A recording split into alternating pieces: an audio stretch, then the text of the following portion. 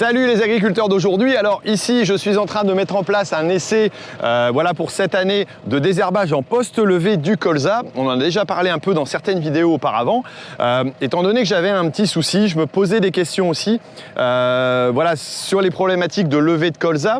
Le moment d'intervention juste après les semis, pendant la période de moisson qui cette année a encore été très chargée, me pose des soucis parce que j'arrive pas à intervenir forcément au bon moment, parce qu'il faut un sol humide, il faut être juste derrière le semis et donc c'est plutôt problématique. Et donc là j'ai essayé ce système de post levé. Je vais vous expliquer un petit peu pourquoi. Alors comme vous pouvez le voir ici, le colza est bien levé. Cette année ça a été plutôt une réussite, c'était beaucoup plus facile avec plus d'humidité que l'an dernier et donc ça va me faciliter les choses pour cette intervention avec un petit peu aussi j'allais dire de graminées à côté, mais ça c'est pas forcément gênant. Ça y est, c'est parti, alors je peux intervenir. Alors l'avantage du Mosar Belcar, c'est tout simplement de pouvoir traiter maintenant à cette période-ci où moi j'ai plus de temps, hein, comme je vous le disais. Et puis, ça me laisse une plage de travail un peu plus large que si je dois intervenir sur un sol humide pile poil. Et donc là, c'est vraiment intéressant pour moi au niveau organisation du travail.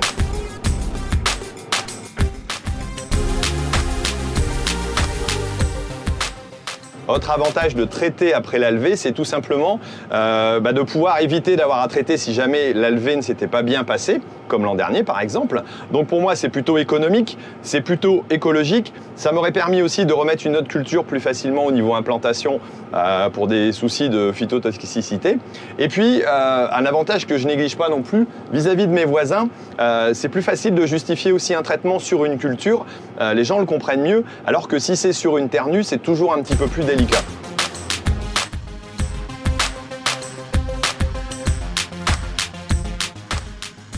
L'intérêt aussi pour moi de faire cet essai avec le Mosar Belcar, c'est tout simplement la souplesse de travail.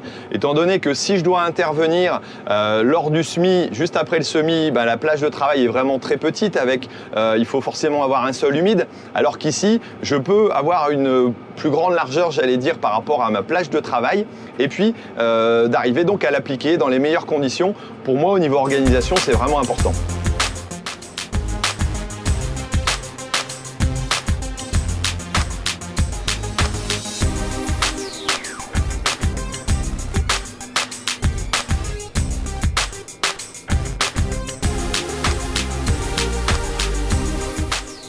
On aura certainement l'occasion de se retrouver sur la parcelle pour aller voir tout simplement le résultat de cet essai et voir comment ça a marché. Mais dans une précédente vidéo, d'ailleurs que je vous mettrai en lien juste à la fin, j'avais posé la question de savoir si certains, voilà, comme toi, pouvaient utiliser ce type de produit.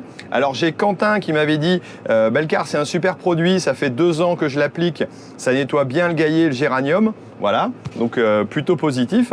Olivier, pour mes colzas en direct et simplifié, Mosar. Voilà, sur colza endurci, désherbage efficace, voilà, et puis maïs possible après travail du sol si jamais le colza est raté. Donc ça c'est plutôt voilà, intéressant aussi comme remarque. Et puis Olivier qui m'a dit « Bonjour Thierry, ça fait 2 ans que je fais du Mosar et Belcar et ça marche impeccable ».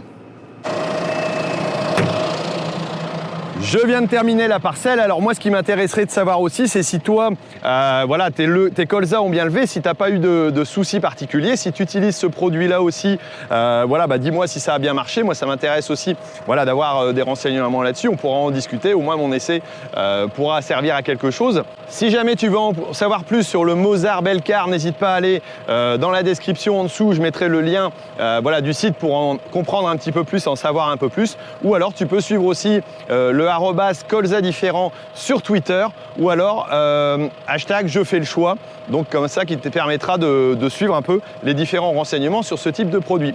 Voilà, écoute, je pense qu'on se retrouvera pour d'autres vidéos colza d'ici quelques temps. En tout cas d'ici là, porte-toi bien et puis surtout fais des belles cultures et surtout ne l'oublie pas, hein, l'agriculture mérite d'être expliquée.